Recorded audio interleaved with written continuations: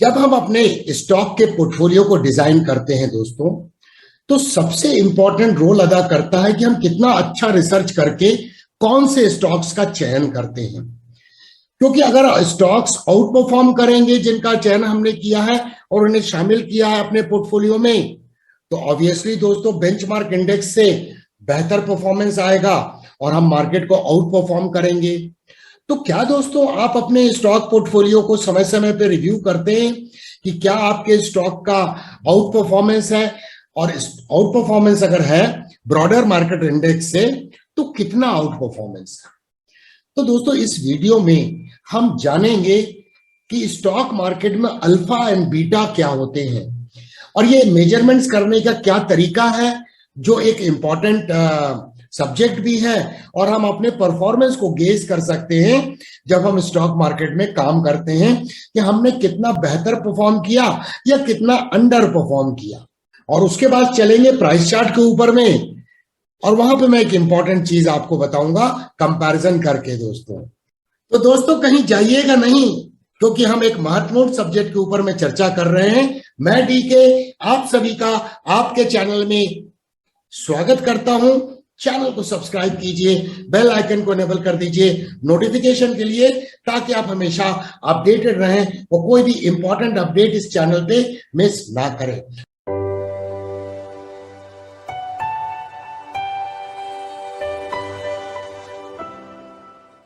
अब समझते हैं दोस्तों कि alpha and beta stock market में होते क्या हैं। दोस्तों जब हम स्टॉक का चयन करते हैं और सिलेक्शन करते हैं अपने पोर्टफोलियो में शामिल करने के लिए, तो हमारा उद्देश्य क्या रहता है कि हमें एक मार्केट में अच्छा रिटर्न्स मिलना चाहिए। अगर हम बेंचमार्क इंडेक्स को आउट परफॉर्म कर सकें तो और भी बेहतर है, और कितना अधिक आउट परफॉर्म कर सकें या अनदर क्राइटेरिया होता है। तो अल्फा दोस्तों सिंपल शब्दों में अगर हम बोलें तो स्टॉक का जो आपने चयन किया है अपने पोर्टफोलियो के लिए, तो आपका पोर्टफोलियो का अल्फा ये तय करेगा कि उसका अल्फा है कितना। मींस वो इंडिकेट करेगा कि आपके पोर्टफोलियो ने बेंचमार्क इंडेक्स निफ्टी 50 या ब्रॉडर मार्केट इंडेक्स निफ्टी 500 जिससे भी आप कंपैरिजन कर रहे हैं उससे कितना आउट परफॉर्म किया है या अंडर परफॉर्म किया है। और बीटा क्या इंडिकेट करता है दोस्तों कि जो आपने स्टॉक का चयन किया है अपने पोर्टफोलियो के लिए वो कितना वॉलेटाइल है, अधिक बेंचमार्क इंडेक्स से या लेस वॉलेटाइल है बेंचमार्क इंडेक्स से, या एट पार है। वॉलेटिलिटी का मतलब क्या हुआ, डायरेक्टली लिंक्ड है रिस्क से। तो हम जब स्टॉक का चयन कर रहे हैं तो हमारा रिस्क एपेटाइट बहुत इंपॉर्टेंट हो जाता है कि हमारा खुद का रिस्क एपेटाइट कितना है और हमारे में कितनी एनालिटिकल एबिलिटी है to manage that risk and at the same time to manage our portfolio. High alpha हमेशा बेहतर होता है। तो दोस्तों आप अल्फा और बीटा की परिभाषा तो समझ चुके हैं कि ये की मेजरमेंट पैरामीटर्स है स्टॉक मार्केट में। जो अल्फा है वो हमारे पोर्टफोलियो के परफॉर्मेंस को आंकता है या म्यूचुअल फंड के परफॉर्मेंस को आंकता है, और दूसरा दोस्तों वो स्टॉक कितना रिस्की है with respect to the benchmark index, क्योंकि वॉलेटिलिटी अगर हाई है तो रिस्क अधिक है। ये बात अलग है दोस्तों। स्टॉक मार्केट में रिस्क है तभी तो दोस्तों हमें स्टॉक मार्केट में इश्क है। Higher the risk higher the possibility of a gain.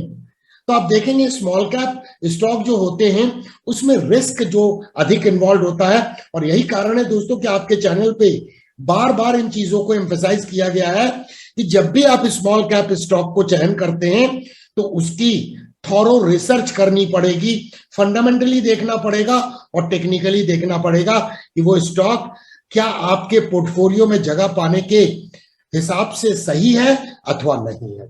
अब दोस्तों अगर अल्फा और बीटा मेजरमेंट करने की एक प्रक्रिया है स्टॉक मार्केट में, उसकी यूनिट होना बहुत जरूरी है।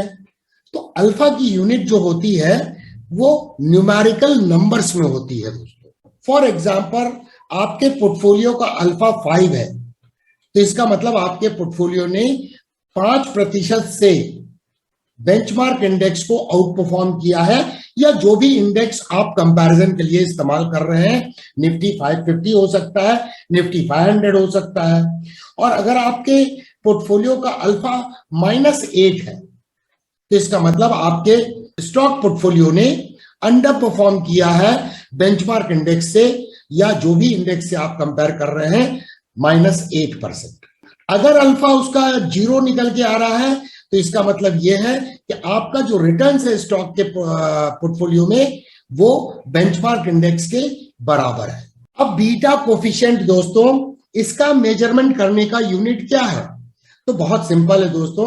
अगर आपने रिसेंट टाइम में जितनी भी एनालिसिस का वीडियो आता है दोस्तों, तो हमारी भरपूर कोशिश रहती है कि एजुकेशनल प्रक्रिया में जो भी स्टॉक मार्केट के बिगिनर हैं उन्हें ज्यादा से ज्यादा जानकारी दे सकें, ताकि वो समझ सकें कि एनालिसिस करने की प्रोसेस क्या होती है। तो अगर आपने उसको डीप लर्निंग के हिसाब से सारे वीडियो को देखा होगा, तो हर वीडियो में हमने किसी पर्टिकुलर स्टॉक के वोलेटिलिटी के बारे में चर्चा की है कि वो स्टॉक कितना अधिक वोलेटाइल है अगर उसे हम बेंचमार्क इंडेक्स निफ्टी 50 से कंपेयर करें दोस्तों।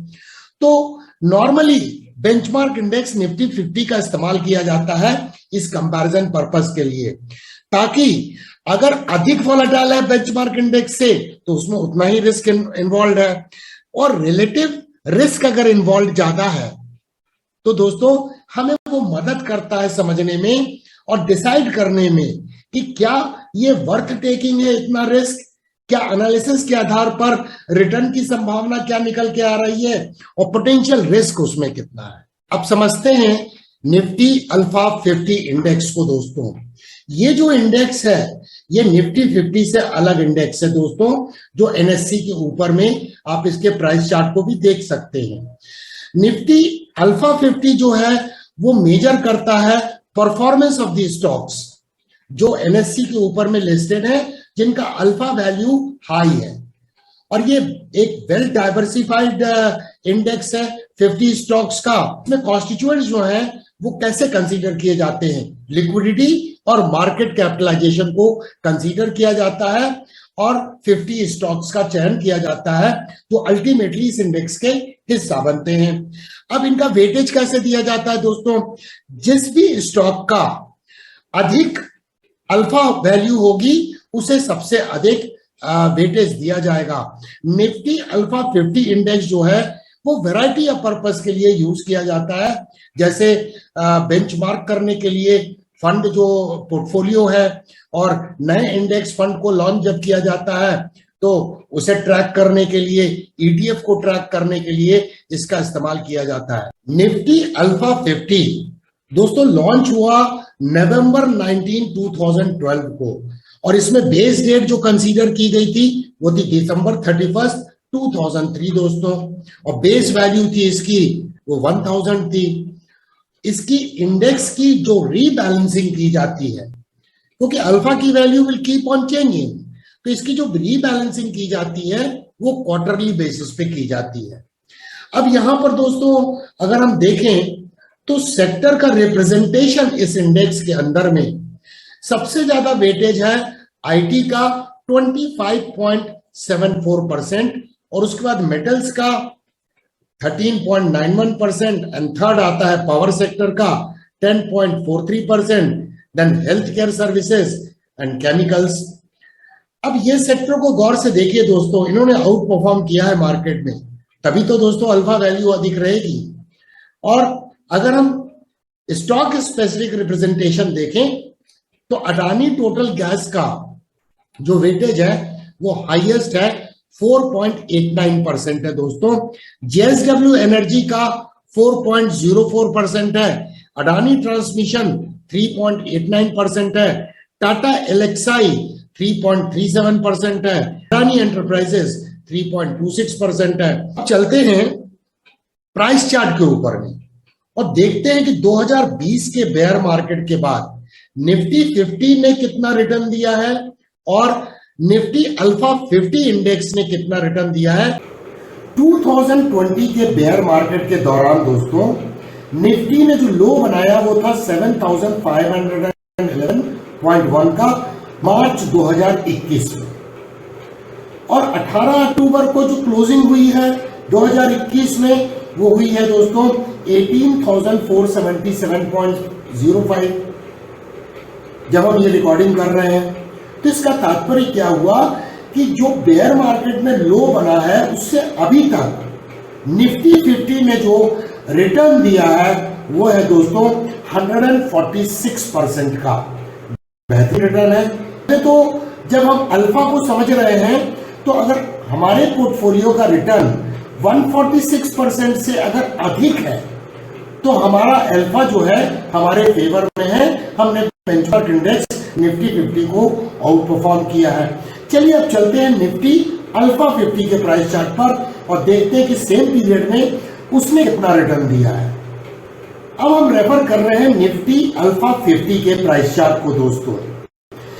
इसने 2020 बेयर मार्केट में जो लो बनाया 8672.65 का मार्च 2020 में, और 18 अक्टूबर जब यहां पर देखते हैं तो इसका लेवल है 34,172.35 दोस्तों। तो दोस्तों इसने रिटर्न दिया है 294% का। तो दोस्तों ये बहुत सिग्निफिकेंट है। अगर हम देखें, अगर हमने 10 लाख रुपए निफ्टी 50 के स्टॉक्स में निवेश किए होते तो उसकी वैल्यू इस पीरियड में 18 अक्टूबर को जाके 2021 में होती 14.6 लाख, जबकि अल्फा स्टॉक्स में यही रिटर्न होता 29.4 लाख रुपीस। तो 2x के हिसाब से ये आउट परफॉर्म किया है निफ्टी 50 को। अब दोस्तों मैंने क्या किया है, निफ्टी अल्फा 50 के प्राइस चार्ट के ऊपर में मैंने सुपर इम्पोज कर दिया है कंपेयर करने के लिए निफ्टी 50 को। तो आप देखिए ये निफ्टी 50 का परफॉर्मेंस है और ये आउट परफॉर्मेंस क्लियरली नजर आ रहा है निफ्टी अल्फा 50 में दोस्तों। तो दोस्तों आज के इस वीडियो में जो हमने चर्चा की इसका कंक्लूजन क्या निकलता है? इसका कंक्लूजन बड़ा सिंपल निकलता है दोस्तों कि अगर हमें रिसर्च बेस्ड स्टॉक पोर्टफोलियो बनाना है तो हमें नॉलेज होना पड़ेगा कि किस तरह से हम वैल्यू स्टॉक्स का चयन करते हैं और इसे पोर्टफोलियो में शामिल करते हैं।